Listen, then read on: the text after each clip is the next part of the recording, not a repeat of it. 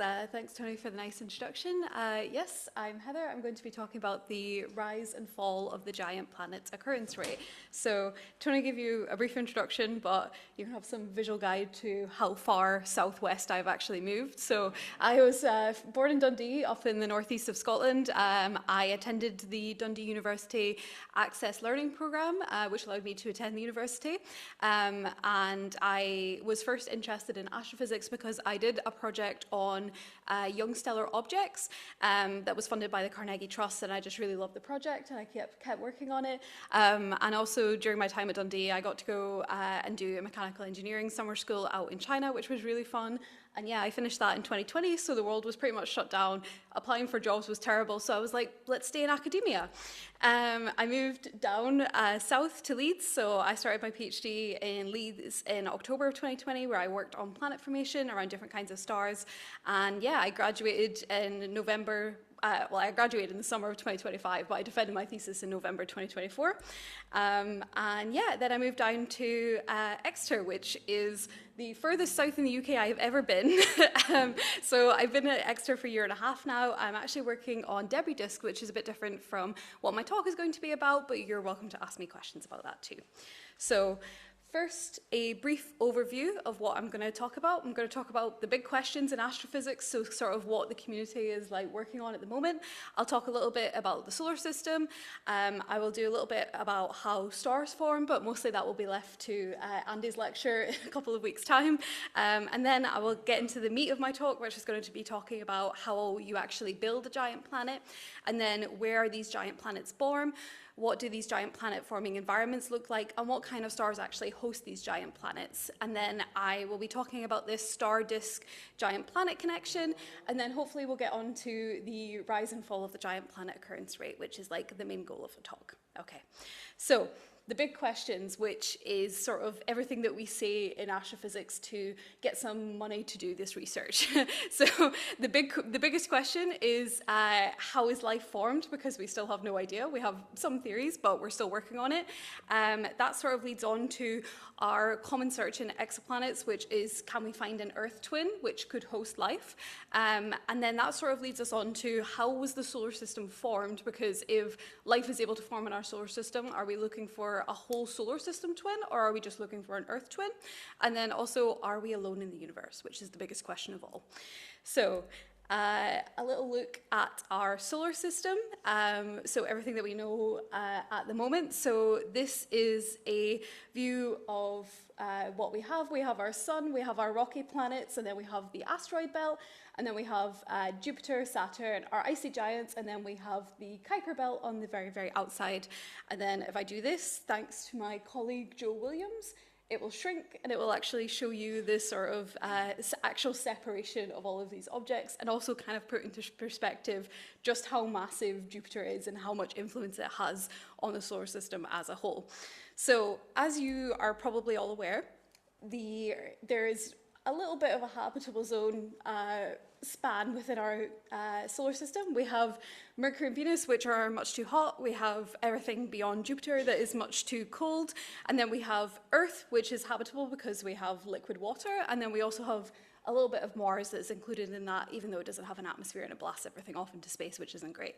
So in terms of how life formed, we thought for a long time that we needed liquid water, which would be on Earth. However, as we've had more and more of these probes going out into our own solar system and exploring it, we've come up with some more ideas about how life can actually form. So we'll start from the left-hand side up here. You probably remember this press report from a couple of years ago, but there were 2 biosignatures found on Venus in the clouds of Venus, and it was all in the news. And basically, they found phosphine in the cloud, which is a very common biosignature, or at least one that we think it is, in Venus. And there was like a lot of excitement because we were like, oh my goodness, there's aliens in the clouds of Venus. But really, it's one biomarker out of many, but it's still pretty cool that we've actually managed to detect it. We also have Mars, where we think that we found evidence of old water in Mars that it was once populated with a lot of water, but now because it doesn't have an atmosphere and stuff, it's been stripped away over time. We also have Jupiter's moon Europa, which you've probably heard about. So we think that life could exist on there. And then there's also Saturn's moon Titan. So I will go into a little bit more detail about what we actually think life could look like on these planets, or at least how bacterial life might be able to form in such extreme environments. So this is a cross-section of what the interior of Titan might look like. So it has organic chemistry up in the atmosphere, and then on the surface, above a crust of ice that encases a global ocean, which in turn might lay on top of another ice layer surrounded by this rocky core, which is pretty cool. And yeah, we think it might have like a deep ocean that might be warm enough to support some form of life. We also have a Europa-like world in which we have an ocean of liquid water covered up and protected by this thick shell of ice. The mantle and the core are hot, just like in Earth. And there's like also these hydrothermal vents that we think might be forming on the ocean floor that could heat and offer nutrients to any potential life forms that might develop, which is pretty cool. We also have our Martian mystery, because although Mars has no water now, we have a lot of evidence that it did have a lot of water in the past. So around 4.1 to 3.8 billion years ago, Mars would have had this like massive global ocean that would dominate the northern hemisphere of the planet. The climate on the surface at the time would have been able to support water on the surface, but as time's gone on, we've had the changes in temperature, climate, and geology have either pushed the water out into the atmosphere, or it's actually sunk it back into the ground, and we mostly find evidence of it in clays and stuff like that. So now 99% of the Martian ocean is trapped within the planet's crust or locked in special rocks called hydrous minerals, or clays basically. Yeah, so you can kind of see what it would have looked like back then, and you can see just how little water content it has in comparison today. So these hydrous minerals are mostly locked, and they're also like a graveyard of the bulk of the planet's ocean. And yeah, you can mostly find evidence of them in the polar caps. And because Mars has this like very thin atmosphere, it's mainly because it had a global magnetic field that disappeared around 4 billion years ago. And without having this magnetic field, the sun-solar wind stripped away most of the planet's atmosphere over time, and this is a process that led to the loss of the oceans. And yeah, basically prevented it from being a warmer, wetter climate, and now it's like a very barren desert planet that we kind of associate with today. So, to understand basically what kind of planets form around different kinds of stars, because we've seen there's lots of different planets and there's lots of different potential life-hosting environments in our own solar system, we need to go back in time and think about star formation, because stars form from these giant molecular clouds. So I'll play this little animation. And yeah, you can see that over time you have this giant molecular cloud. It eventually collapses down, down, down, until eventually you can ignite into what is a protostellar core, and this basically starts the star and the planet formation process. So yeah, this is basically what is going on very, very early on. You have this collapse happening, and then eventually when you want to form planets, you get something that looks more like this. So we have our protostar in the center, and it's still growing, and that's what's feeding it onto, it's feeding these jets, and then you have all of this gas and dust that's surrounding it, and it's called a protoplanetary disk, and that is basically feeding the star, but this is also the birthplace of all of the planets. And so when we start to look at these objects in the sky, we're actually like trying to look back into time and basically see where the earliest point of evolution of these planets happens from. So this is the basic process of these objects, or the lifespan of these objects. So you start off, this is like a 1D view, so if we cut that material in half. So we have our star, we have our disk forming out, it's got gas in it, it's got a lot of dust in it, all of that material is getting shoveled onto the star. We also have radiation coming off of the star, which is also stripping the material away. And then as time goes on, the disk begins to settle. A lot of the dust settles to the midplane, so it wants to like flatten and become as thin as possible. And that dust is either growing, and it's also still getting shoveled onto the star at that point, and the star is still irradiating material away a little bit. As time goes on again, the disk eventually runs out of material to like shovel onto the star, and the star is becoming more and more radiative in this time, so it's removing material by its radiation, and this is what the EUV is. So this is just a type of radiation, basically, and what that's doing is it's draining the material really, really fast, and it's leaving all of these bigger bodies behind because it's removing gas, it's not removing as much of the bigger dust and like solid material that we're seeing. And then eventually we end up with a debris disk, or we end up with a planetary system, basically. So we have a debris disk in our universe. It's the Kuiper belt, which is what is like the leftover remnants of everything. So our solar system is not just made up of planets, it's also made up of lots of other leftover solid material from that planet formation process. So when we look at debris disks, they're basically a hallmark of planet formation, or a fossilized record of what planet formation processes went on. So I can also give you a little view of what we think was happening in our solar system again. So we have our rocky planets distributed. We have Jupiter, which was blocking a lot of the icy icy material from the outer part of the disk from being able to migrate in. And that meant there was within our solar system, there was a very distinct lack of water or other ices within the inner solar system, because Jupiter formed at such a critical location, right? It's formed at 5 AU from the sun. And what that did is it blocked a lot of the icy material and left all of the rocky material very, very dry. So everything from Mars to Mercury formed very, very rocky and very, very dry.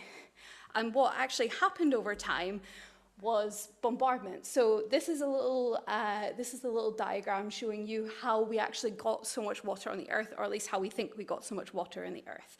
Because we had to get it after it formed, because it did not form with the Earth at the time. And so if we start from the top, like a clock, we basically had a very small amount of water while all of this planet formation was still going on.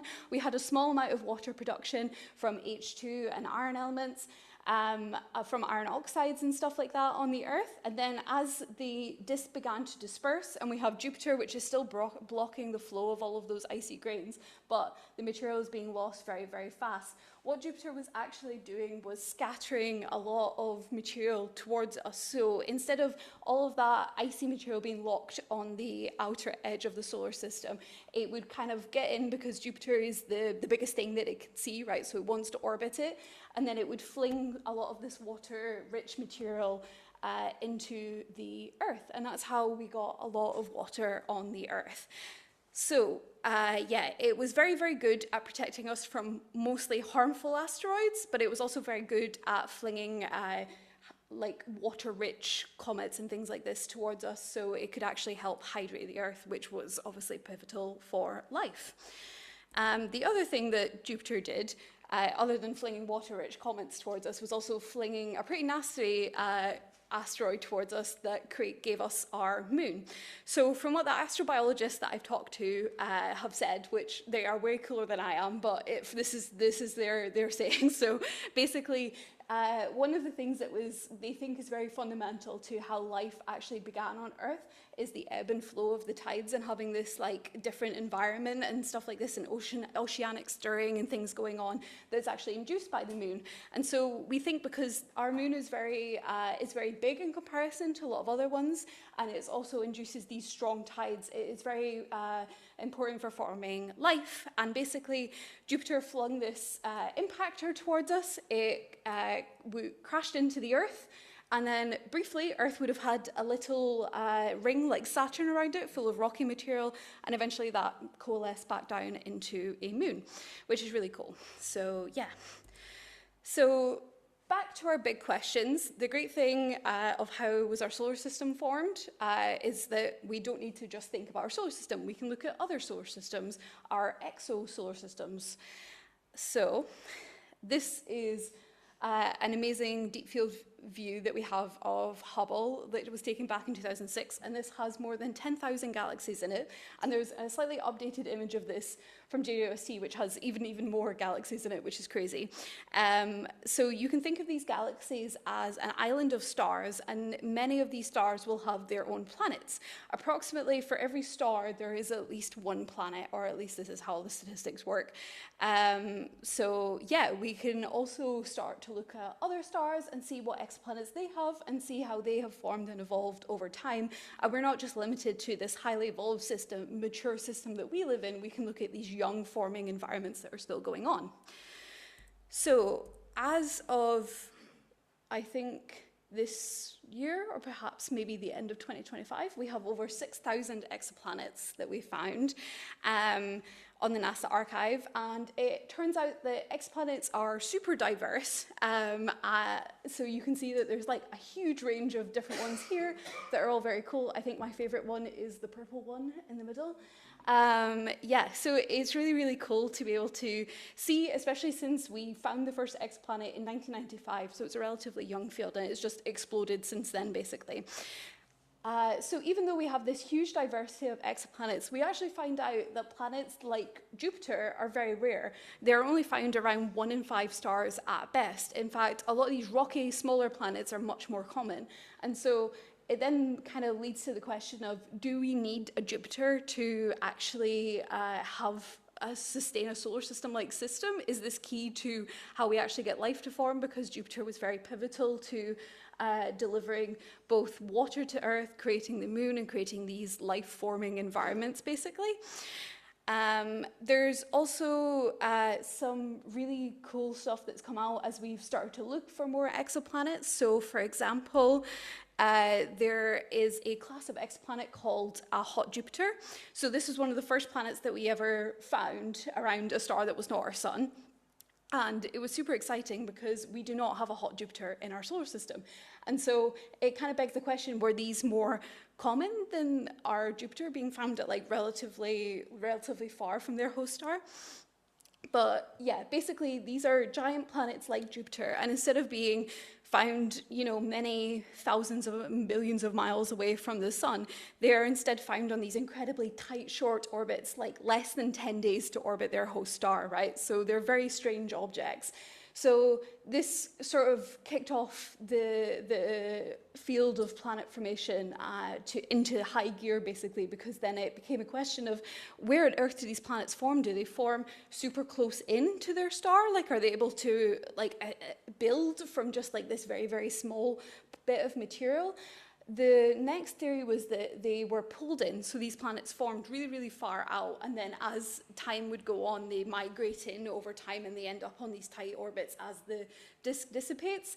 And then the other theory that they had were that these planets do form far from the star, but something else, like another star, would have pushed them off kilter and would have made them kind of spiral inwards and eventually stabilize on a very tight orbit. So yeah, a super interesting class of planets. We also have some other systems that could be potential candidates for life. So you have probably heard of this one. It's like the most famous system in the field of exoplanets, which is TRAPPIST-1. So this is just an illustration so you can see what's going on, but basically it orbits this tiny M star, this tiny star that's much smaller than the Earth, but basically its entire system of rocky planets fits into this orbit like some tiny fraction of Mercury, right? So it's ridiculously close to the star, which is really cool. And yeah, this has been one of these promising candidates for life. So you can see that there's little green markers in all of the orbits. These are potentially habitable planets. However, M-stars give off notoriously nasty radiation, and so we are unsure whether it's able to sustain water or sustain an atmosphere for a long time, because it's basically just stewing in a soup of radiation around the star, and especially because it's very close in. So, all of this to say is that you can see that there is a very diverse range of exoplanet population that we have now, and a lot of it might depend on the star, or at least where these planets are being born. So, this is yeah, basically we want to know what is going on with the star, and then hopefully we can tell you what is going on with the planet. So what is going on with the star really depends on how massive the star is. And so this is a very brief whistle-stop tour on how the life cycle of a star works, okay? So in the far left-hand corner, you start off in a protostar, exactly like how I showed before. You have a giant cloud that eventually collapses down and ignites, and you have a star. And then depending on how massive you are, dictates where you're going to spend the majority of your life and how long you're going to live for. So if we start from the bottom, if you're very, very small, you're a brown dwarf star, okay? And then you are pretty small, and also you're not very bright, you're not very luminous, you do have some nasty radiation that you spew off, but basically you just fade off eventually. If you're a little bit bigger, you're a red dwarf and you burn for a long time, and we do think that this is one of the most common types of stars. We find a lot of them, and yeah, you basically just evolve over time until you shed your outer layer and you become a white dwarf. And then if you are a bit bigger, like our sun, you spend most of your life being a very, very stable G-type star, and living quite happily on the main sequence. And then you eventually run out of fuel to burn, and you will shed off all of that material and engulf some of the rocky planets, and you'll become a red giant. And eventually that will also spew off, and you'll become a planetary nebula and then collapse down to a white dwarf. And then, if you're very massive, you get up to being a blue supergiant, which is the very fun ones that live for a very short amount of time, okay? And you're so massive and are so full of material, and you burn so hot that you burn through all of the material at like a really, really fast rate. You shed all of that material off into a supernova. If you're massive enough, you collapse down into a black hole, or perhaps you are slightly less massive, but you collapse into a neutron star, which are very strange objects. But yeah, so this is a very brief tour of what is going on with a lot of these stars. However, when we are thinking about planet formation, we are thinking about this section, okay? We're thinking about what the stars are doing between the protostar phase and the main sequence phase, so where they're living the majority of their life. And so they spend all of this time that we're interested in basically shrouded in this cloud of dust and gas, and there's planet formation going on and very exciting things. But yeah, this is the stage of life known as the pre-main sequence, which is basically the angsty teenager phase where there is a lot of activity going on in the star. And so this is what is going on during this pre-main sequence phase. So this is a Hertzsprung-Russell diagram, which is a very common tool that's used by astrophysicists. But basically, on the x-axis, you have temperature. On the y-axis, you have luminosity of the star, or brightness. And then basically, we are going from the birth line, which is right at the top. So this is like sort of the absolute, when we're like just collapse into a star, basically. And then we follow one of these contours along until we reach the main sequence. So like its stable part of its life where it will live the longest. And so this, again, also depends on how massive you are.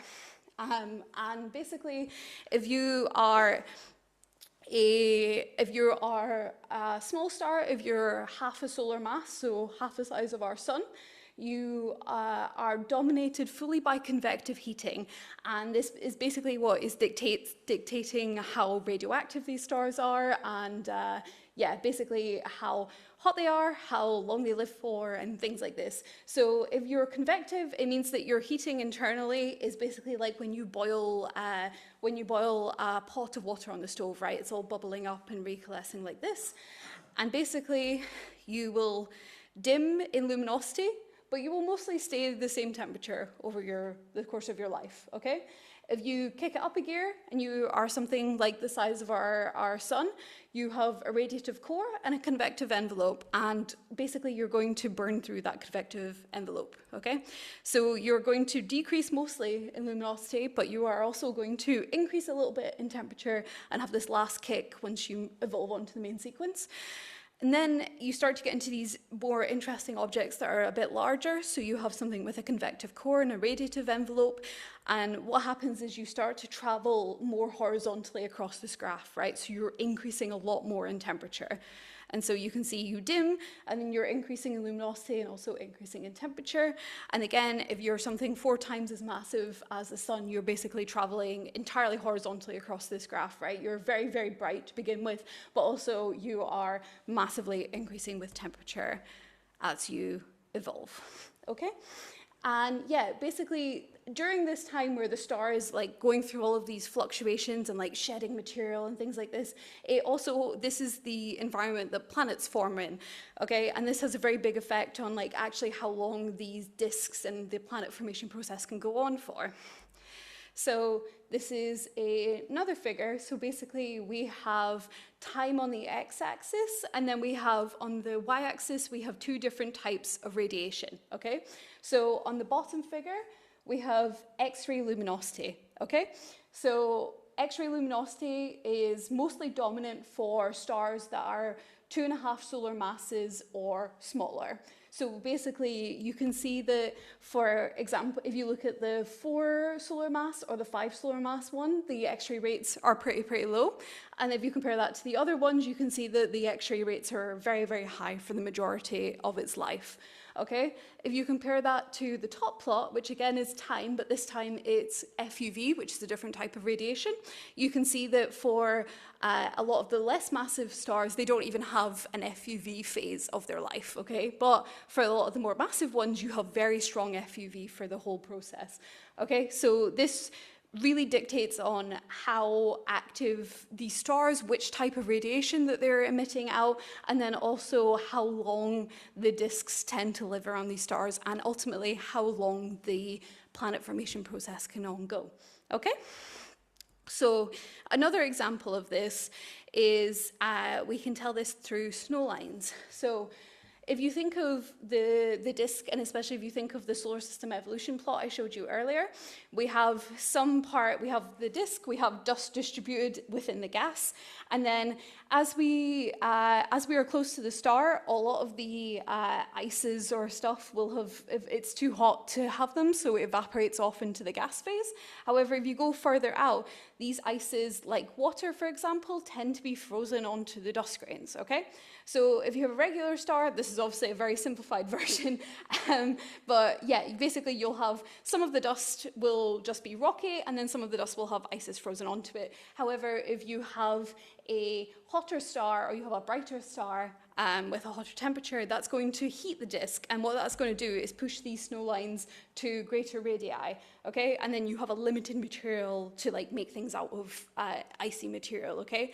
And so what this does is, in planet formation modeling, if we can tell, okay, if we're forming a planet really, really far out in the disk, it's going to have icy grains, right? And we find it in the disk and it has icy grains. We're like, okay, cool. It probably formed here and it probably stayed on this orbit for most of its life.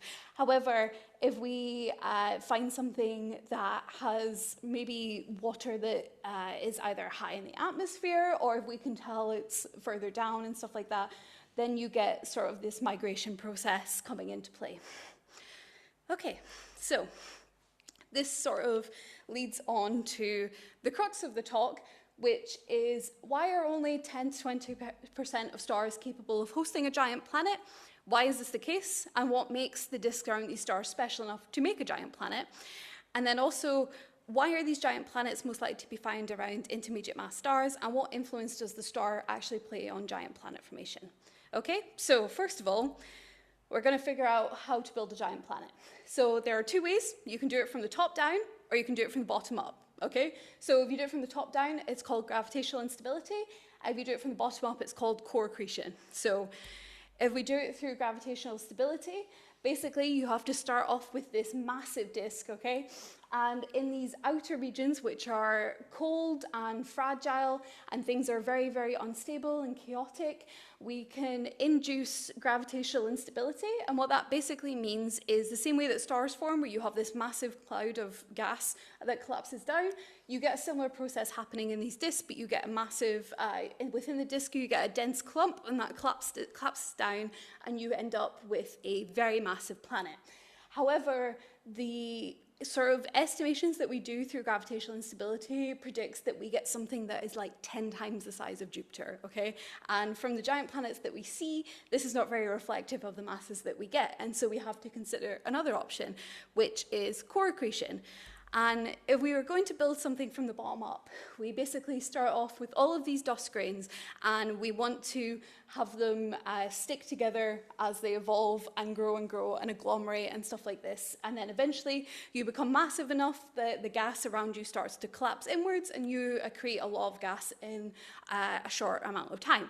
However, your dust often does not want to stick together, which is a big issue. So in core accretion, you have coagulation, which is like you have two grains, they stick together, they grow. You have another grain, they stick together and they grow, and this is the ideal scenario.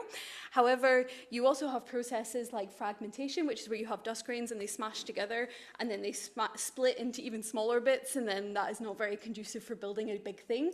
And then you also have something called the bouncing barrier, which is basically you have two grains that are traveling together at like equal size, equal velocities, and they'll bump into each other, and they will split off into opposite directions, which again is not very helpful if you're trying to accrete a lot of material in one go.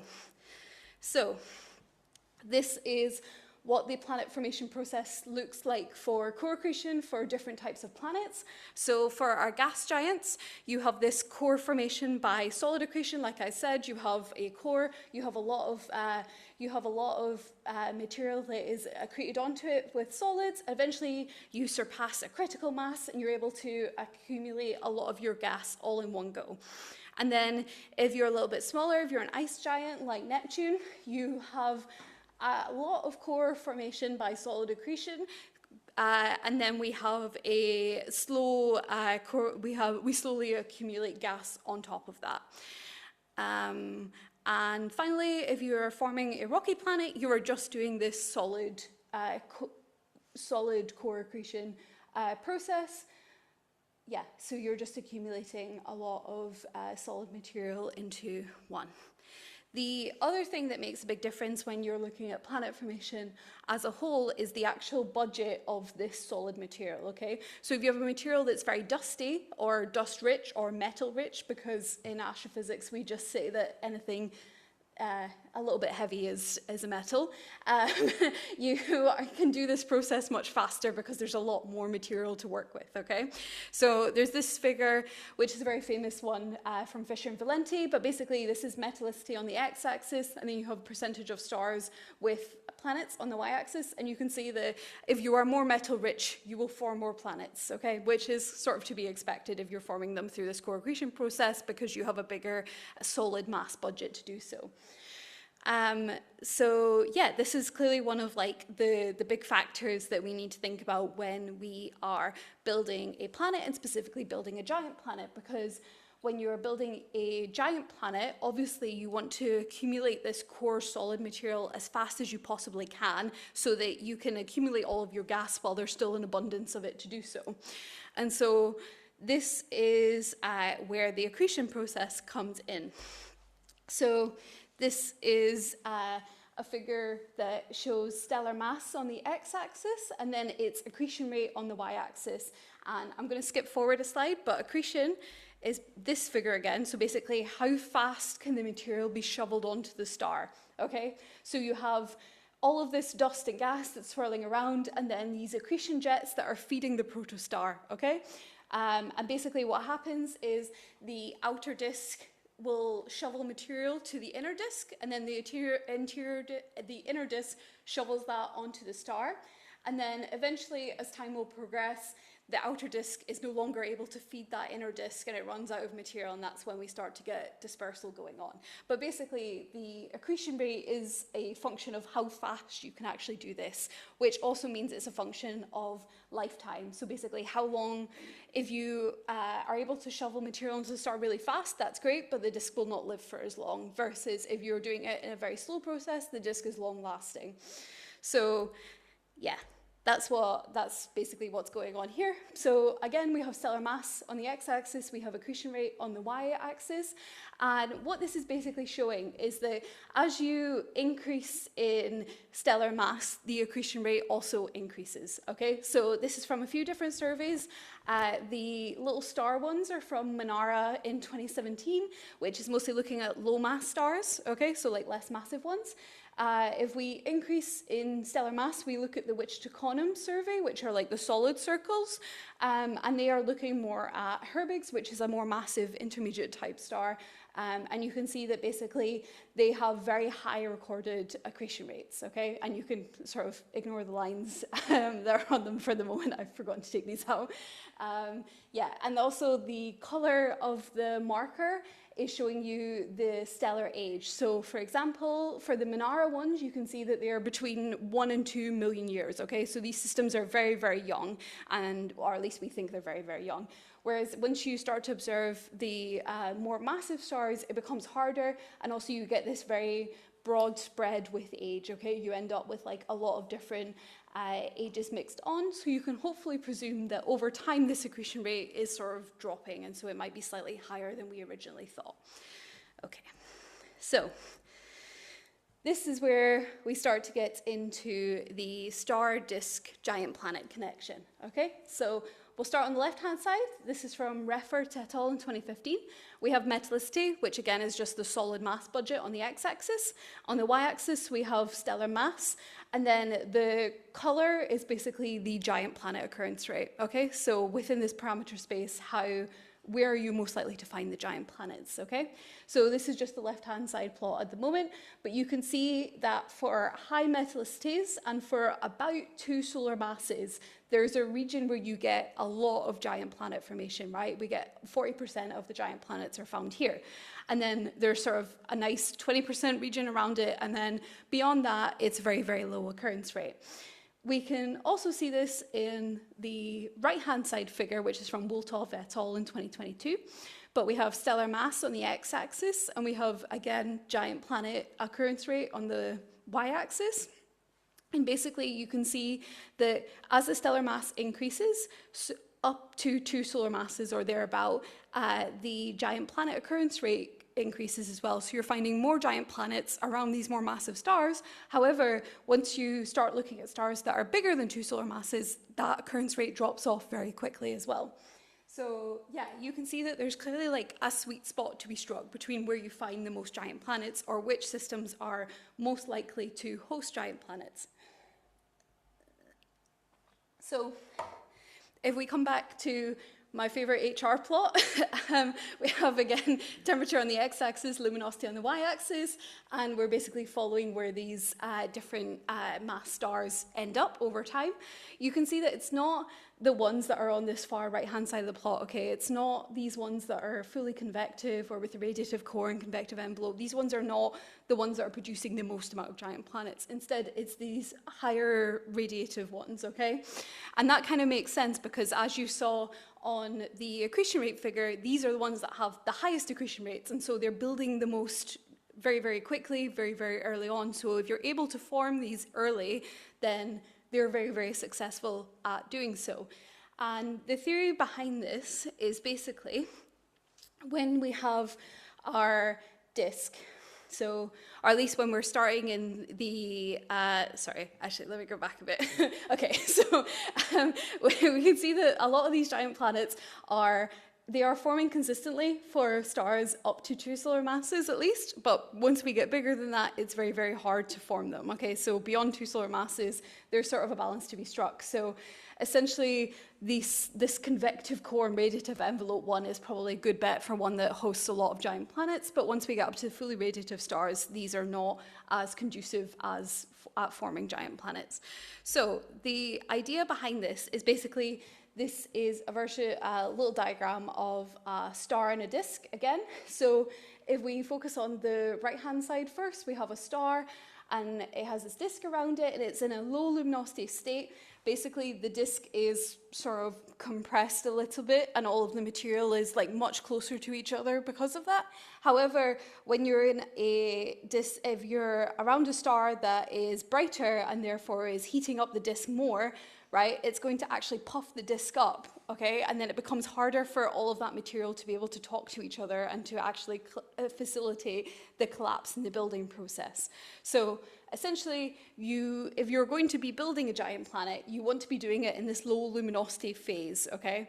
And that's fine up to about 2 solar masses, because as we were seeing before, these are the ones that dim in brightness over time.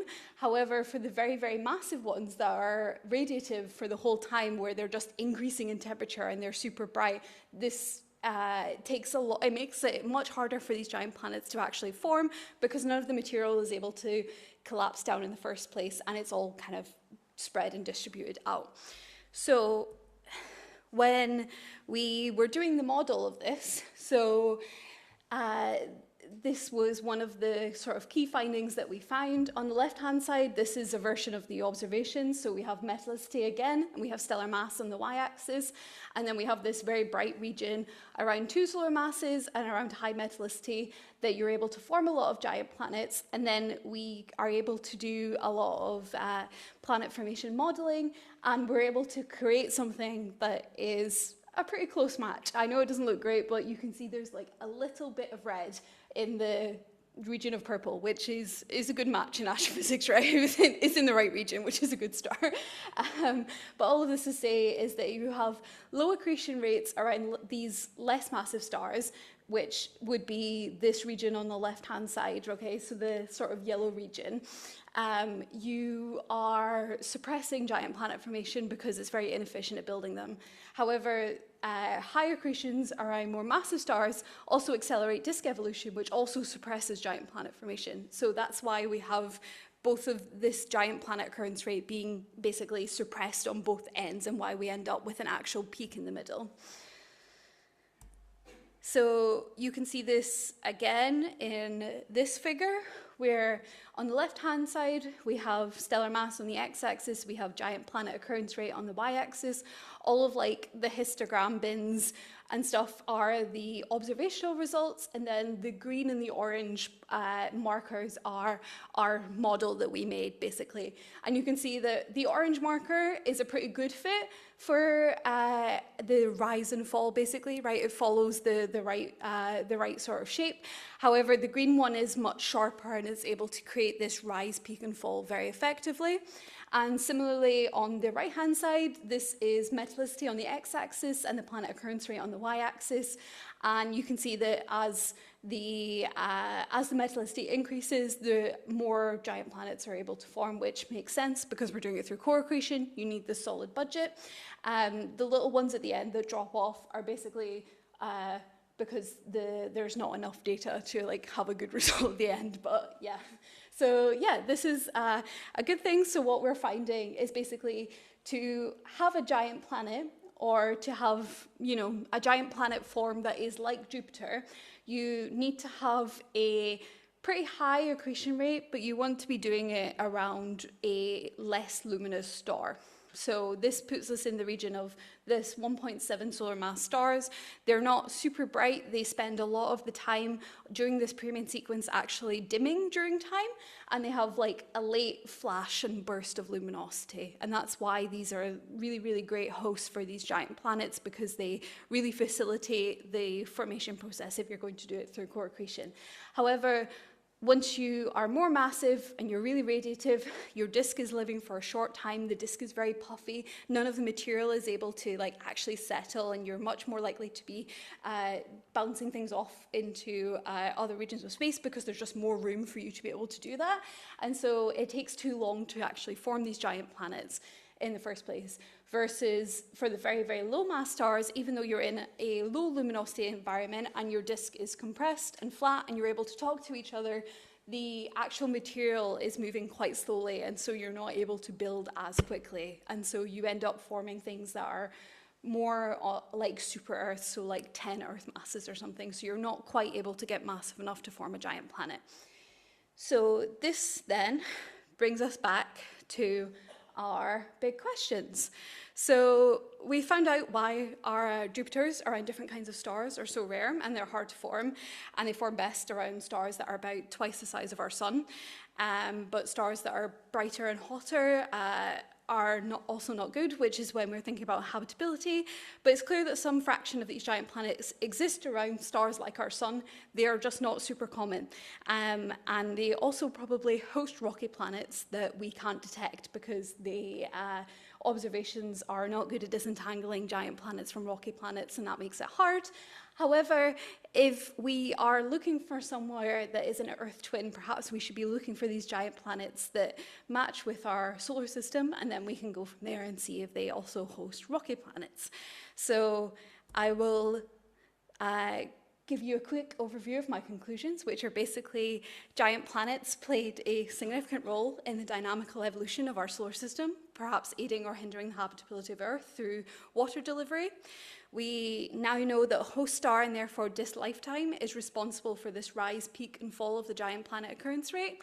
And a little spoiler, but I can always answer some questions about it, is that in general, the birth locations, the final locations, and the planetary masses of giant planets all increase with increasing stellar mass.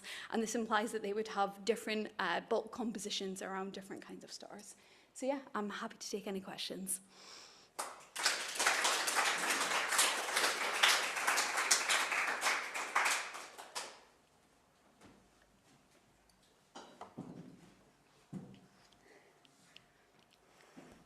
Okay, for questions, if you could wait for the microphone so that the online audience can hear it. And if you're online, please type your question in the chat channel, and I'll come back to it later.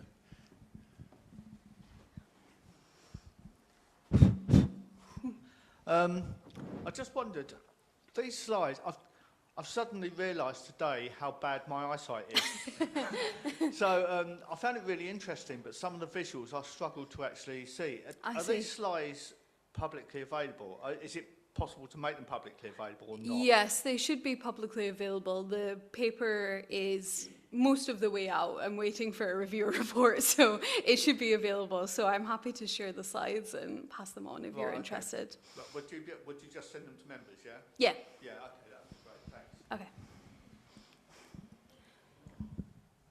Thank you very much. Just a couple of very simple questions. How much bigger is the sort of rocky core of the gas giants than the sort of Earth-type, Mars-type core? And secondly, what's the difference between the gas giant and the ice giant? Is it sort of a qualitative or more of a quantitative sort of difference? Because they are also covered in gas, aren't they? Yeah, great question. This is the wrong slide. Here we go. So for the gas giants, the rocky core that makes them up, we think are around 13 times the mass of the Earth. And this is roughly what you need to trigger gas accretion, the runaway process, to actually be massive enough that all the gas around you wants to collapse onto the planet. In terms of the ice giants, there is currently a big debate in the field of what percentage of these ice giants are rock and what percentage are gas. And it really depends on which formation process that you believe. So basically, when the Earth was forming and when our solar system was forming, there was a lot of dynamical migration, especially with the outer planets, and there was a lot of processes that knocked them off kilter and things like this. So that's why Neptune in particular, I think, is the one that's a little bit off center and also has these very strange objects that also orbit it that are not quite they're not quite set the right way, like the different it's not quite moons. I think they're sort of like Trojans that orbit it. So yeah, basically with the ice giants, it really, really depends on if you how much mass you actually accumulated first and when you did so. So there's, I think, a little bit of debate of whether it's rocky first and then maybe it took longer to build up that core and there wasn't very much gas left, and so you accumulate a small amount of gas, or whether it forms kind of early and they accrete both a lot quickly, but you're never able to become massive enough to become a giant. So that's the sort of two formation routes, and obviously it's quite hard to distinguish which one is prevalent. But those are, I believe, the leading theories of them. Covered my question, actually. Can I have one in the case while we're waiting? I mean, I'm old enough to remember when the first exoplanet was discovered, and what's pretty obvious then was that the ones that were first discovered were the ones that are massive and close to their parent stars. Yeah. Because all of those detection methods make it easier to find such things. Yeah. And it's still the case that it's easy to find them if they are have the characteristic. So my question is, how do you know we have good understanding of the actual population out there that's not skewed by this easy findability of those particular ones? Yeah, totally. I totally agree. So when we were first detecting them, especially, right, like when we were using the transit method, which is basically you have the stellar light and the planet passes in front of it and it causes the star to dim a little bit. When you have a giant planet, that's super easy to detect, and then you can also derive the mass from it. However, I think with some of the more recent cases, so for example with radial velocity, which is like how much the star wobbles induced by the planet, so they were also able to find a lot of giant planets. However, there are some newer instruments that have been better at finding these less massive planets and how we're able to find them. And we found such an abundance of these rocky planets and these super Earths and things like that in comparison to the giants. Even though the giants are easy to detect, it's sort of leading us to believe that they are rare. However, for the type of giant planets that I'm talking about, this 1 in 5 statistic is basically the ones that we can detect with radial velocity, right? So it's everything that's like within 10 AU of the host star. So I also understand that with the sort of rise of direct imaging, so we can take photos essentially of these planets that are very, very far away from their host star.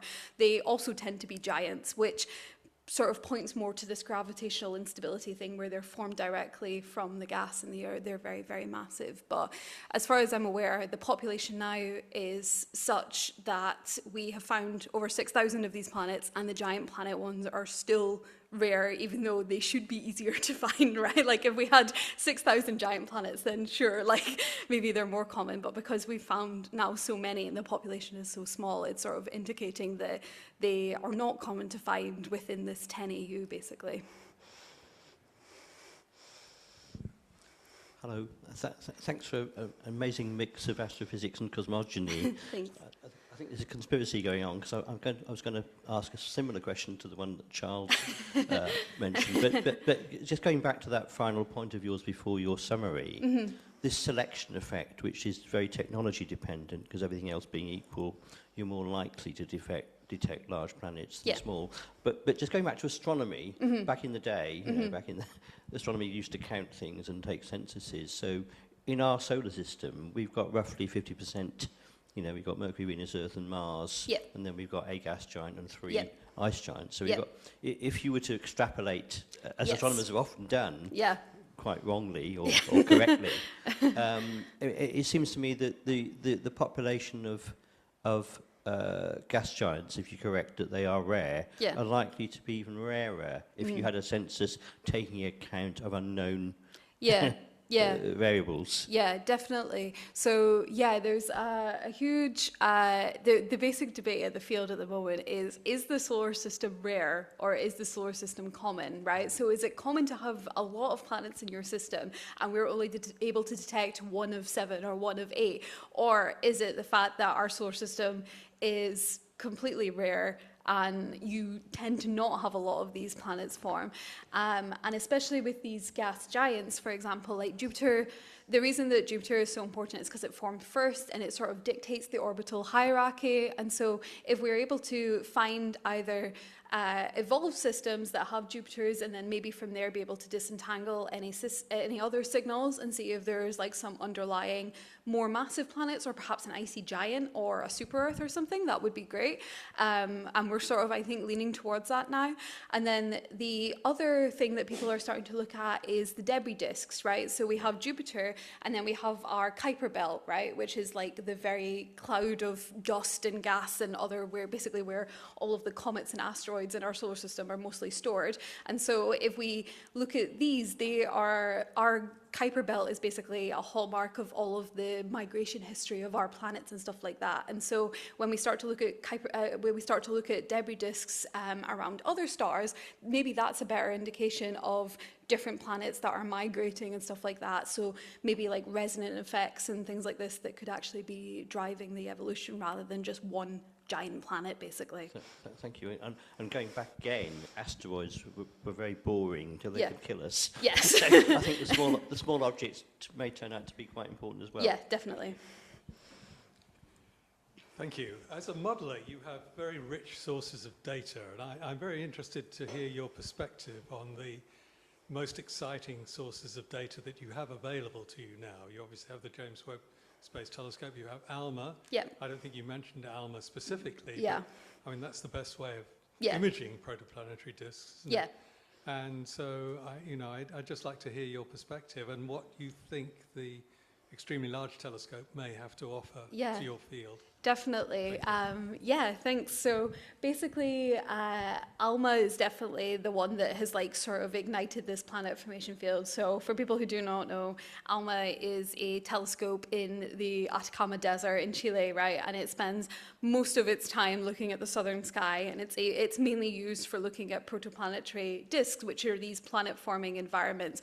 And it's been incredibly pivotal to the field as a whole, right? So it started imaging, I think, in like 2013 or something, and we got the first release not long after. And since then, the field has like exploded, basically. So we're able to look at these disks. Let me actually flick through. I think I have a spare slide. Here we go. Yeah. So this is an example of an ALMA survey. Ignore the date, this is from another talk. But this was taken from Luca Matra's paper, which came out at the end of last year. So this is what these disks actually look like. So these are the sites of this ongoing planet formation, okay? And these are specifically debris disks. So this is the leftover material that's sort of going on. So whether these objects have been sculpted by this planet formation process or whether they've been influenced by external factors, it's like a super interesting and exciting field. So for example, let's pick one. You see there's one in the middle that's like second column from the right, and then 1, 2, 3, 4 down. That's super, super bright. It's also face on, which is really exciting. But you can see it's got like this bright inner ring, and then it's sort of dimmed, and then it's got a bright outer ring as well. This could be like a really good hallmark of this planet formation process, where all the material is being created and creating this ring and stuff. So this is all cool material, isn't it? This is the submillimeter telescope. Yeah. So you're seeing cool Yeah. material. So this is dust, basically. So it's everything that's like, what we think has happened is these objects have had planetesimals form in like the bright regions, and then these are sustained by like ongoing collisions and stuff like this, and we're observing the dust that fragments off of them. But yeah, it's I definitely think ALMA has been super, super pivotal for the field of planet formation, because we're now able to look at these planet-forming environments and resolve the small grain dust and things like this, and be able to say, okay, so this is like a clear ring and it has a gap and it's clearly been cleared out by the planet formation process because it's been accreted onto a planet and stuff like this. So it's really, really exciting. I think JWST has been like super instrumental, especially in terms of spectroscopy and things like this. Like we're finding lots of these exotic molecules in systems. They're like flush with water lines and stuff, which is really, really exciting. And so now we're able to distinguish whether the planet accreted cold water from the outer edge or hot water from like slightly closer in, or it migrated and it got flooded with it later. And then, yeah, I guess with ELT we'll have to see what's coming. There's a few more upcoming, I think, that are a bit closer. But yeah, it's really exciting to have all these different instruments that we're able now to basically consolidate into one field and be able to cross-reference and be like, oh, let's try imaging this, or let's try looking for this other thing, which is really cool. So yeah. Well, Well, if that's all, then those are some good questions anyway. And it's been a really fascinating evening because I had no idea how far the field of exoplanet research had got and how much there was to find out about the formation and how it depends on the parent star. This is really interesting. So let's put our hands together for Heather once more.